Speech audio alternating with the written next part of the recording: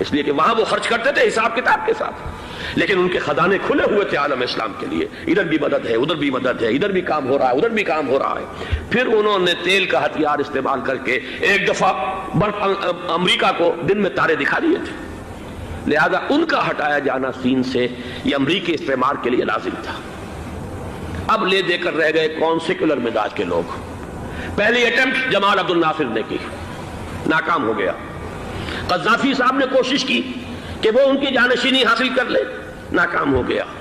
اب ایک تیسری شخصیت صدام حسین کی، ملحد ہے، اسلام سے کوئی سروکار نہیں، باس کا فلسفہ، سیکولرزم پلس عرب نیشنلزم، یہ اصول ہے، لیکن یہ ہے کہ یہ شخصیت ابو بکر ایسی آئی ہے کہ اس سے اس وقت یہ جان لیجئے، میں امریکہ میں بھی عربوں سے مل کر آیا ہوں، سعودی عرب میں بھی اب میں وہ دیکھ آیا ہوں، نوجوان نسل جو ہے عربوں کی، پورا جو دوسرے عرب ممالک ہیں جہاں پر کہ مذہب کا اتنا چرچا ہی نہیں ہے، پورا فلسطینی عرب، جارڈن کے عرب، شامی عرب عوام، وہ سب کے سب صدام کے پیچھے ہیں اس وقت، اس لیے کہ انہیں نظر آ رہا ہے کہ ایک شخص پھر ایسا پیدا ہو کر سامنے آ گیا ہے جو شاید عالم عرب کو پھر یونائٹ کر دے، اور یہ ہے اصل وہ شے کہ جو امریکہ کے لیے کسی صورت میں قابل قبول نہیں۔ دولت کے یہ ذخائر، خلیج کی یہ دولت، سیال سونا اور اس کے ذخیرے، اور یہ کسی طریقے سے یہ امریکہ کے زیر اثر نہ رہے، یہ ہے وہ شے جو اسے برداشت نہیں ہے۔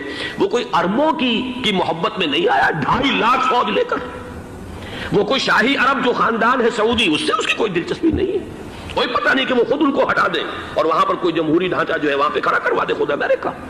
اس لیے کہ سعودی عرب میں دیکھ آیا ہوں، حالات اگرچہ ظاہر بات ہے کہ زیادہ گہرائی میں تو وہاں جانے کا موقع ہی نہیں ہوتا، بہت ہی مستبد حکومت ہے، لیکن صاف نظر آ رہا ہے کہ اس وقت دونوں طبقے نوجوانوں کے جو ہے وہ شاہی خاندان کے شدید خلاف ہو چکے ہیں۔ جو وہاں پر جدید مثقف طبقہ ہے، جدید تعلیم یافتہ، جو باہر پڑھ کر آیا ہے امریکہ میں اور کہیں اور وہ کثیر تعداد میں، اب وہ صاف سوال کر رہے ہیں کہ یہ بلینز اور بلینز آف ڈالرز کے جو ہمارا خرچہ آتا تھا، ہمارے ہتھیاروں کے آرڈر جاتے تھے، وہ کہاں گئے؟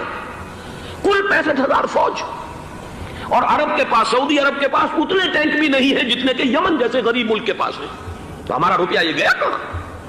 یہ ایک سوال ہے جو ہر شخص کے ذہن کے سامنے ہے۔ اب ہمیں اپنے معاملات کو خود سنبھالنا ہوگا۔ اسی طریقے سے جو مذہبی طبقہ ہے، اور وہاں ہے بڑی تعداد میں مذہبی طبقہ نوجوان جن میں بڑا جذبہ ہے، اور ان کا وہ جوش جہاد انہیں جہاد افغانستان تک لے کر آیا ہے۔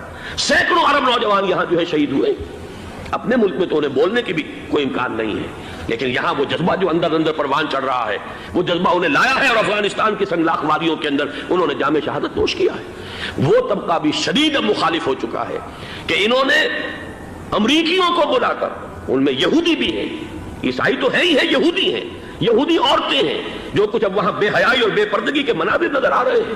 یہ سرزمین عرب، میں نے امریکہ میں تقریر سنی ہے اسنا کے جو فائنل ان کا ایک سیشن تھا، اسلامک سوسائٹی آف نارتھ امریکہ، جس میں میں مدعو کیا گیا تھا، اور اسی لیے میں نے یہ سفر کیا تھا۔ ایک نوجوان نے جو تقریر وہاں پر کی ہے، واقعہ یہ ہے کہ میں حیران رہ گیا اس کی جرأت کا۔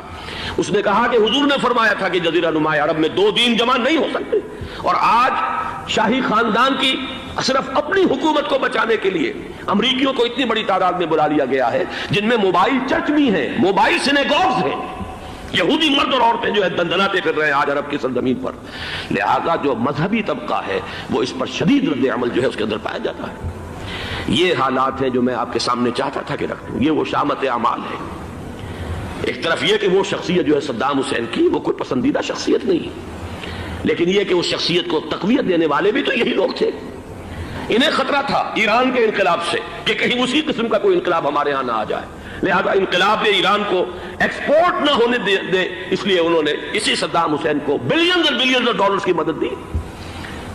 آج وہی ہے، عربی کی تو ایک کہاوت بھی ہے، سمن کلبک، یا کو لوگ اپنے کتے کو کھلا پلا کے موٹا کرو، کسی روز تمہیں کو کاٹے گا۔ آج وہ تو انہیں کاٹ رہا، لیکن یہ کہ اس کا جو علاج تجویز ہوا ہے وہ انتہائی خوفناک ہے۔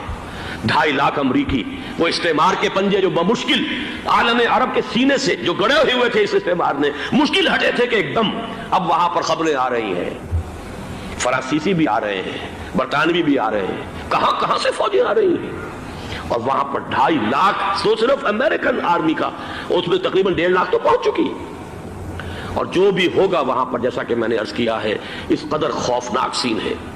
میں نے بہت سے حضرات واقف ہوں گے، کئی مرتبہ میں نے حوالہ دیا ہے مولانا سید حامد میاں رحمہ اللہ کا. انہوں نے ایک دفعہ مجھے بتایا تھا کہ احادیث میں جو قرب قیامت کے حالات و واقعات کی پیشن گوئیاں ہیں، ان میں یہ ہے کہ وہ جو آخری جنگ ہونی ہے جو کہ دجال کے خلاف ہوگی مسلمانوں کی، اور جس میں کہ حضرت مسیح علیہ السلام کا نزول ہوگا، جس کے سلسلے میں اس سے پہلے ایک جنگ ہوگی بہت خوفناک، بہت خوفناک. اور عجیب الفاظ ان کے یہ تھے کہ اس میں ایک طرف مسلمان اور عیسائی اور یہودی تینوں ہوں گے. یہ بات سمجھ میں نہیں آتی تھی کہ مسلمان اور یہودی ایک جگہ کیسے جمع ہو سکتے ہیں. آج وہ نقشہ نظر آ گیا. آج اسرائیل، امریکہ، سعودی عرب اب یہ ایک ہے. بلکہ چلتے آئیے، مصر، اسرائیل، سعودی عرب اور جو بھی ان کے حواری ہیں وہ سب ایک صف میں کھڑے، اور ان کے اوپر سیادت کس کی ہے؟ امریکہ کی. وہ نقشہ آ گیا ہے. اور اس جنگ کے سلسلے میں مولانا حامد میاں رحمہ اللہ نے مجھے بتایا تھا کہ حدیث میں الفاظ آئے ہیں، اتنے لوگ ہلاک ہوں گے، اتنے لوگ ہلاک ہوں گے، اتنے لوگ ہلاک ہوں گے کہ ایک پرندہ سینکڑوں میل تک اڑتا ہوا چلا جائے گا اور اسے سوائے لاشوں کے اور کچھ نظر نہیں آئے. یہ نقشہ خاکم بدہن تلا ہوا ہے، کھڑا ہوا ہے. جو بھی ہوگا کیمیاوی جنگ، کیمیاوی وارفیئر، کیمیکل وارفیئر، اور پھر ایٹمک وارفیئر، جس کی کھلی دھمکیاں دی جا چکی ہیں. کبھی کوریا کے بارے میں اندیشہ تھا کہ یہ درندے خدا کی دھرتی کو، کوریا کی غریب بستی کو ناگاساکی بنا کے چھوڑیں گے، ہیروشیما بنا کے چھوڑیں گے. آج وہ صورتحال جو ہے عالم عرب پر، heart of the Arab land, اس پر یہ صورتحال بالکل تلی کھڑی ہے. اس میں ہمیں کیا کرنا چاہیے؟ میں نے یہ چاہا کہ پورا پس منظر آپ کے سامنے ہو. صرف وقتی سا کوئی ایک نعرہ، وقتی سی کوئی ایک خبر، اس کے حوالے سے ایک جذبات کا معاملہ، پورا ایک پس منظر سامنے رکھیے. اب وہ آپ کو شاید میری باتیں جو ہیں وہ سمجھ میں آ جائیں. نمبر ایک، ہمیں کسی صورت اس جنگ میں امریکہ کے گھڑے کی مچھلی نہیں بننا چاہیے. امریکہ اسلام کے تحفظ کے لیے نہیں آیا، امریکہ حرمین کی حفاظت کے لیے نہیں آیا، امریکہ اپنے مفادات، عالمی مفادات کے تحفظ کے لیے آیا. اور زیادہ سے زیادہ آپ کہہ سکتے ہیں کہ وہ سعودی شاہی خاندان کی حفاظت کے لیے آیا. اور بڑا عمدہ مضمون چھپا تھا پچھلے، بلکہ ابھی تک تو وہ تازہ ہی ہے جب تک نیا نہیں آتا، ندا میں، جس کا عنوان تھا اربوں کا چھرا اور اربوں کا گدا. سارے پیسے بھی انہیں سے لے رہے ہیں. $12 بلین کا ایک چیک لے کر گیا جیمز بیکر. اندازہ تو کیجیے دنیا کہاں سے کہاں پہنچ گئی. میں حیرت ہوں کہ دنیا کیا سے کیا ہو جائے گی. 2 ماہ قبل اس کا تصور نہیں ہو سکتا تھا. اتنی بڑی قوت امریکہ کی، تباہ کن قوت، اور جمع ہو جائے گی عرب کے اندر. لیکن یہ کہ وہ کاس بھی اربوں ہی کی ہوگی، انہی کا چھرا، انہی کا گلا. ہمیں کرنا یہ چاہیے، اللہ تعالی ہماری حکومت کو، ہمارے سیاستدانوں کو، ہمارے ذمہ دار لوگوں کو ہدایت دے، وہ امریکہ کے گھڑے کی مچھلی نہ بنے. اس کے تحفظ کے لیے یا شاہی خاندان کی حفاظت کے لیے بہت کچھ انہوں نے عیش کر لیے، کافی عیش کر لیے. باقی یہ کہ اب جو کچھ ہونا ہے وہ ہونا ہے. حرمین شریفین کو تو خود عرب کے لوگ کہتے ہیں کہ کوئی خطرہ نہیں ہے. سارا جھگڑا تو وہ تیل کی دولت کا ہے. وہ تیل کی دولت جو ہے وہ شمال مشرقی کونے کے اندر ہے. بلکہ یہ کہ جو رد عمل پیدا ہوا عالم اسلام میں اور سعودی عرب میں، خود اس کے مذہبی نوجوانوں میں امریکی فوجوں کی آمد کے خلاف اس کا جواب دیا گیا رابطہ عالم اسلامی کی طرف سے کہ یہ جو بھی جنگ کا محاذ ہے، جو فوجیں ہیں، یہ حرمین سے تو 1500 کلومیٹر دور ہے. تو حرمین کو تو کوئی خطرہ نہیں ہے. خطرہ ہے امریکہ کے عالمی مفادات کو. آج آپ کو معلوم ہے دنیا 2 طبقوں میں بٹی ہوئی ہے، دی رچ اینڈ دی پور. یہ جو اقوام ہیں، جو 6-7 قومیں شمار ہوتی ہیں دنیا کی دولت مند قومیں، ان کے لیے خطرہ ہے کہ یہ اگر ہم ان کا جو سب سے بڑا ذریعہ ہے اس کا صنعت کا، یہ تیل، اگر اس کو کچھ ہو گیا تو ان کی سب کی اکانومی جو ہے وہ ایک دم دھڑام سے زمین پر آ جائے گی. وہ بھی برابر ہو کر رہ جائیں گے دنیا کے دوسرے ملکوں کے. یہ اس کی حفاظت کے لیے آئے ہیں. ہمارے نوجوان کو آج میں سوچتا ہوں کاش کہ ہمیں معلوم ہو، ہمیں وہ تاریخ دہرانی نہیں چاہیے کہ ہم نے پہلی جنگ عظیم میں انگریزوں کے استعمار کے پنجے گڑوانے کے لیے اپنی جانیں دیں.